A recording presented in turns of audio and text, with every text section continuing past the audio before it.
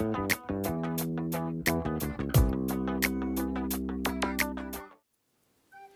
crafters! Welcome to this week's TuTu. So today I am going to be showing you a fun, very simple crochet project, and I'm going to be teaching you a free pattern to make a very simple but also very cute crochet flower. Now what I really like about these is that they're made not out of yarn but using embroidery floss, which I have a ton of here. And I really like making these because there's so many ways that you can use them. You could glue it to a barrette and then add a button in the middle, and that would make a really cute hairpiece for a little girl. I actually used a few of these on a project I'll be showing you later on this week, where I was able to incorporate them into some decorating things in my room.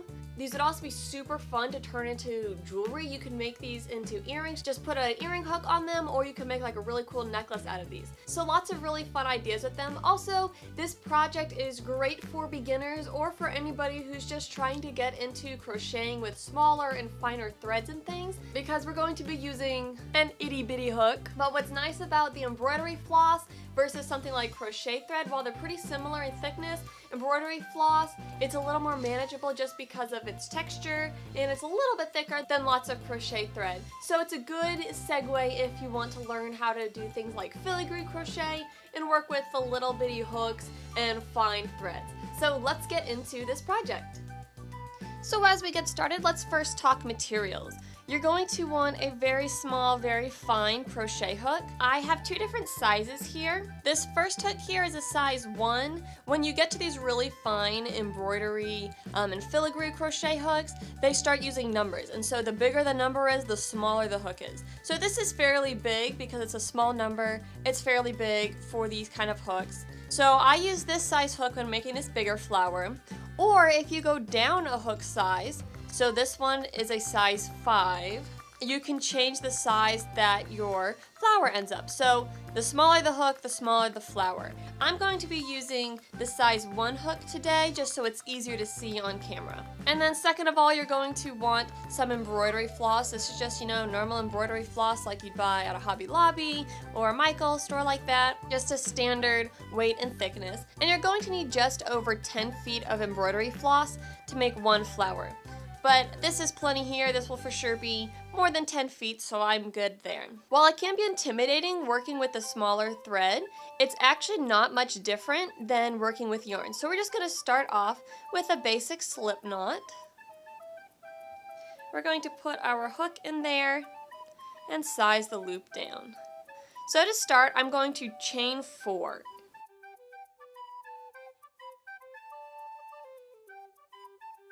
So now that I have my chain 4, I'm going to slip stitch into this very first chain that we did to form a ring. So just pull it through there. Now this flower is worked in 2 rounds, and the first round is where we're gonna make the sides of the petal, and then on the second round we will add in the ends of the petal. So each petal is basically formed by a double crochet, chain 2, and then a double crochet. So for our first double crochet, for the first part of our first petal, we're just going to chain 2. So that chain 2 counts as our first double crochet. And now we're going to make the top of the petal right here with the chain 2 again. So chain 1, chain 2. So in all, what we've done so far is after joining our ring, we chain 4. And now I'm going to work a double crochet in the center of the ring.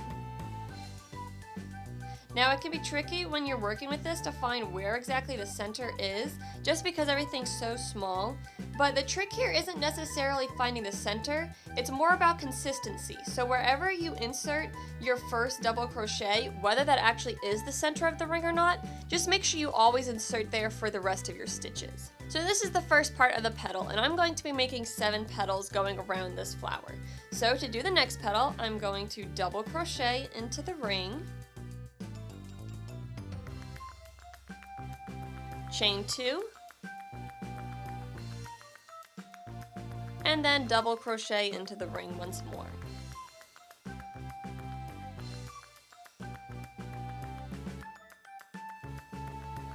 So that right there is the start of our first 2 petals. We've got a double crochet, chain 2, double crochet, And then for the second petal, a double crochet, chain 2, double crochet.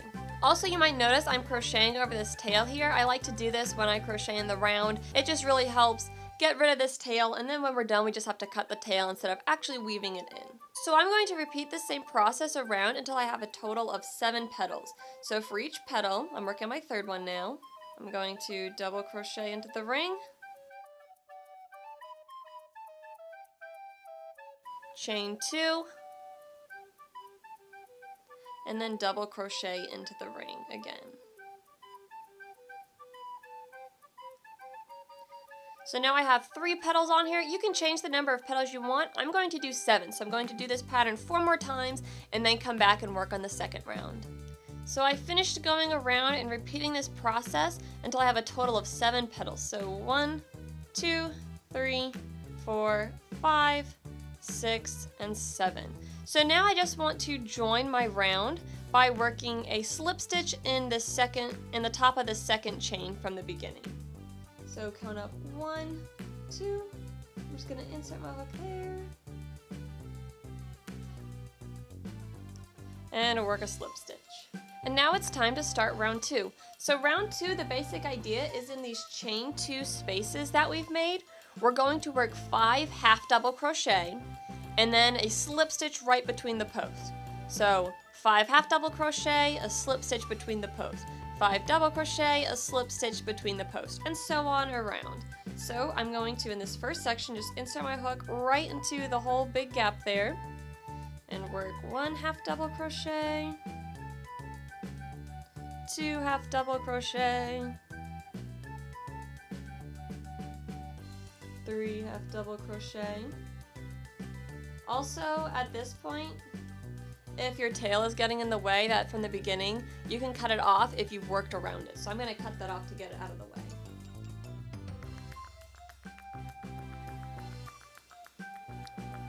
So then 4 half double crochet and 5 half double crochet.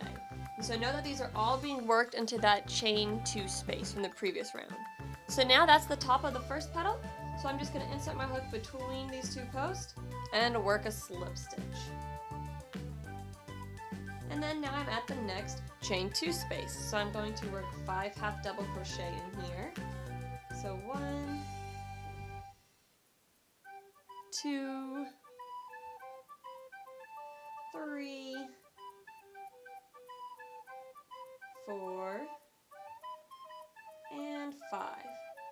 And then once more, I'm going to insert my hook between the 2 double crochet posts from the previous round, and then I'm going to yarn over, pull through everything to make that slip knot. So once more, work 5 half double crochet into the chain 2 space. And I'm just going to keep repeating this process around of working 5 half double crochet into the chain space and then slip stitching between the double crochet post from the previous round until I have worked on all 7 petals, and that'll bring me to the end of the project.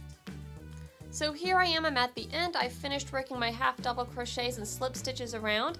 So the last thing I need to do is work a final slip stitch in between the 2 double crochet there and pull it through. And then I'm just going to yarn over and pull it through, make a nice big loop here. Cut the loop, pull this end out, and cinch this end up. And that is my crochet flower. Now, what is tricky when you work with embroidery floss or crochet thread is tapestry needles are just a little too big for weaving in ends. So what I like to do is I like to get a smaller hook, and I will run the hook through some stitching where I'm going to hide the tail end, like so, and then I'll just pull the tail end on through using my crochet hook. Be a little tricky to work through, so just kind of wiggle it back and forth, so might help. Pull that end through and trim this end. And there you have it. There is a completed crochet flower. So here we go. Here are the flowers that we have finished up. So what I've done here is I just took a green embroidery floss and I just did this long chain and I did slip stitches along the back. I also kind of doubled back on the chain to create these little leaves. So here's just one idea of what you can do with your flowers. This would be a super cool idea for making like a flower crown, you know, just tie it, well, you get the idea, you know, tie it around your head. You can make it, I don't know, like into an anklet. I don't know if anklets are still a thing or not. But here's just one idea of what you can do with these flowers. So I hope you're able to follow along. Let me know in the comments below what you're going to be using your flowers for. But I hope you all enjoy this fun summery springtime craft. Happy crafting! And would you help me with this filming for just a moment? So basically the deal is I'm going to hold these up. You're going to have to tap it. You're going to have to move them this way more. That works, because otherwise you're sticking them too far off the screen. Okay, I'm gonna make it why I want to focus on the flow. Oh wait, is it still filming right now, I think? Yeah. So as you can see, you can't see the purple one because that's what it's focusing on because of the way it's twisted. So you gotta hold it different. But, so here's just... But here's just one. I'm gonna have to use like that extra footage of you filming